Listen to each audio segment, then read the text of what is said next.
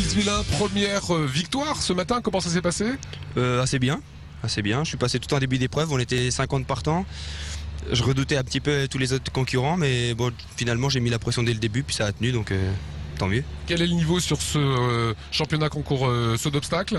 Oui, il y a un très bon niveau, il y a un très bon niveau. Après, bon, j'ai un très bon cheval aussi, donc ça fait 2 mois que je l'ai, je gagne déjà une épreuve, je suis 3e la semaine dernière. Non, ça va, je suis assez content. Vous avez touché un crack, c'est ça? On va dire ça.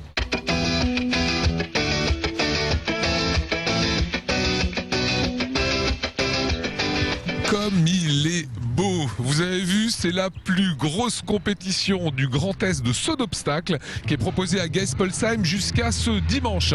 Caroline, il y a de l'ambiance, il y a de la musique, il y a des chevaux. Près de 300 chevaux sont ici actuellement. Tout à fait. On a réuni ici plus de 300 cavaliers qui viennent représenter une quinzaine de nations, qui viennent d'assez loin parfois, d'Italie, d'Allemagne, une grosse délégation suisse et qui viennent ici disputer plus de 13 épreuves sur 4 jours. Alors pour celles et ceux qui ont vu les Jeux Olympiques, qui ont vu des compétitions comme cela, Oui. Ici les chevaux vont sauter à quelle hauteur? Les chevaux en 2 étoiles ici sautent jusqu'à 1,45 m.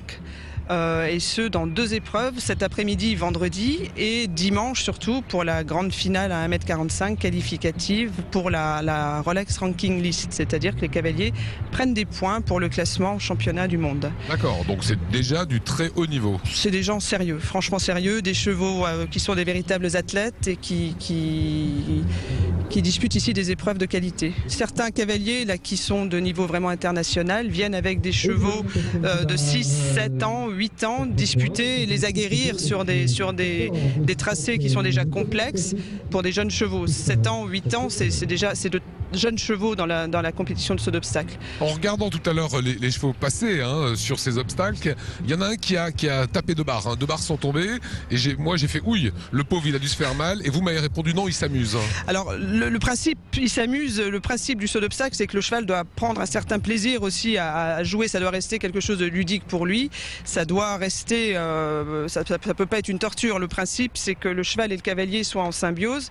Sauter, c'est pas un mouvement naturel chez le cheval, c'est beaucoup de travail, beaucoup de dressage. Il saute en liberté, mais sauter une succession avec un rythme précis, des foulées comptées, c'est absolument pas naturel. Donc c'est vraiment un gros travail. C'est pour ça que 7-8 ans, ce sont chez nous de très jeunes chevaux par rapport à d'autres disciplines. C'est ce qu'il faut pour former un cheval. C'est le début de la formation. Un cheval de saut d'obstacle commence à être à pleine maturité à partir de 10, 11, 12 jusqu'à 15, 17 ans même encore. Alors sur la précision du placement, vous dites Selon que la le cavalier sait exactement où est-ce qu'il va mettre le Oui. pied de son cheval Oui. pour sauter l'obstacle. Ce sont des pilotes. On les appelle parfois des pilotes.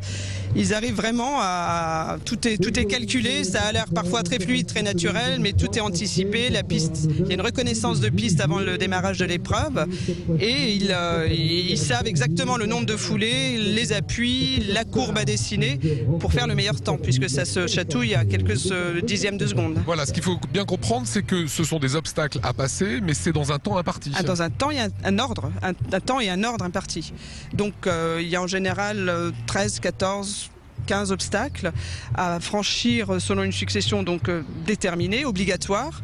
Le cheval peut s'y refuser, ça s'appelle un refus. On fait une volte, on reprend et on perd des points. Et le principe, c'est de faire la succession d'obstacles dans le meilleur ordre possible, sans faire tomber de barre et dans le meilleur temps.